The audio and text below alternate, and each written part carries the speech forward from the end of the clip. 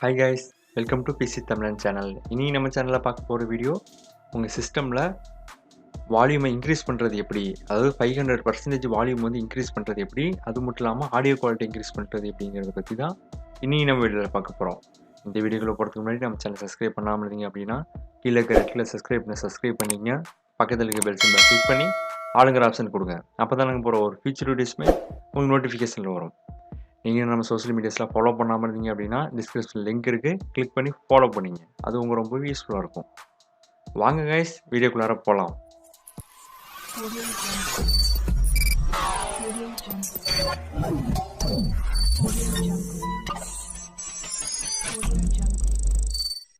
Guys, நீங்கள் உங்கள் PC on பண்ணிவிட்டு சர்ச் செக்ஷனில் வந்து கண்ட்ரோல் பேனல் அப்படின்னு டைப் பண்ணிங்க.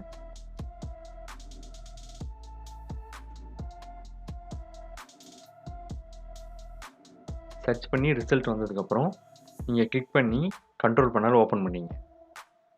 ஓப்பன் பண்ணதுக்கப்புறம் உங்களுக்கு அது இன்டர்ஃபேஸ் உங்களுக்கு இப்படி தான் இருக்கும். இதில் ரைட் சைட் டாப்பில் பார்த்தீங்கன்னா வியூ பை வந்து கேட்டகரியில் இருக்கும். அதை கிளிக் பண்ணி லார்ஜ் ஐக்கான் அப்படிங்கிறது கொடுத்தீங்கன்னா உங்களுக்கு நிறைய ஆப்ஷன்ஸ் வரும். இதில் பார்த்தீங்கன்னா சவுண்டு அப்படிங்கிற ஒரு ஆப்ஷன் இருக்கும். அதை டபுள் கிளிக் பண்ணி ஓப்பன் பண்ணிங்க. ஓப்பன் பண்ணிட்டீங்கன்னா அதோட பாப்அப் விண்டோ உங்களுக்கு இப்படி தான் ஷோ ஆகும். அதில் பார்த்தீங்கன்னா ஸ்பீக்கர் அப்படின்னு இருக்கும். அதை ஜஸ்ட்டு செலக்ட் பண்ணுங்கள். செலக்ட் பண்ணி ப்ராப்பர்ட்டிஸ் அதை கிளிக் பண்ணுங்கள்.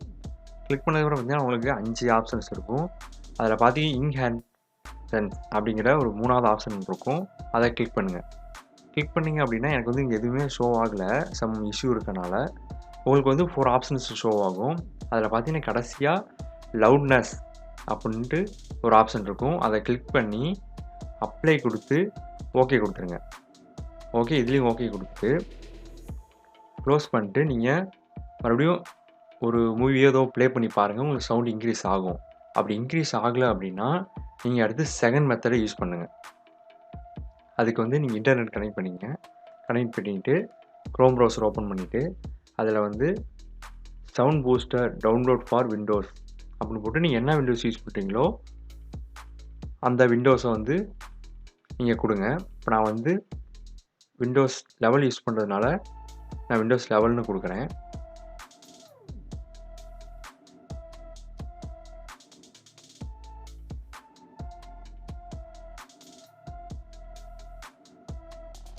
கொடுத்துட்டு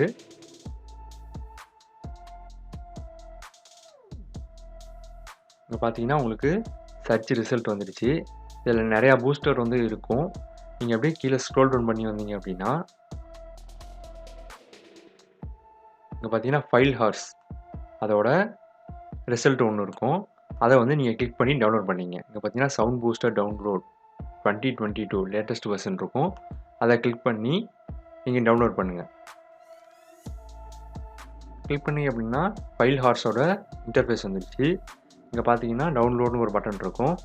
அதை கிளிக் பண்ணுங்கள். இது ஜஸ்ட்டு ஃபார் ஒரு 6.7 MB தான் இருக்கும். நீங்கள் ஃப்ரீ டவுன்லோட் அப்படிங்கிறத கொடுத்து டவுன்லோட் பண்ணி எடுத்துங்க.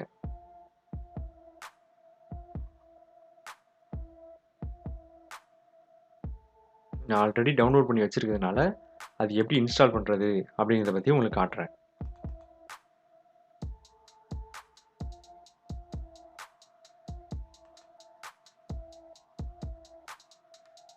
இங்கே பார்த்தீங்கன்னா இருக்குது. இது வந்து ஜஸ்ட்டு ஓப்பன் கொடுத்து நீங்கள் எப்போ இன்ஸ்டால் பண்ணுற மாதிரி எஸ்ஆர் நோவில் எஸ் கொடுத்து இன்ஸ்டால் பண்ணுங்கள்.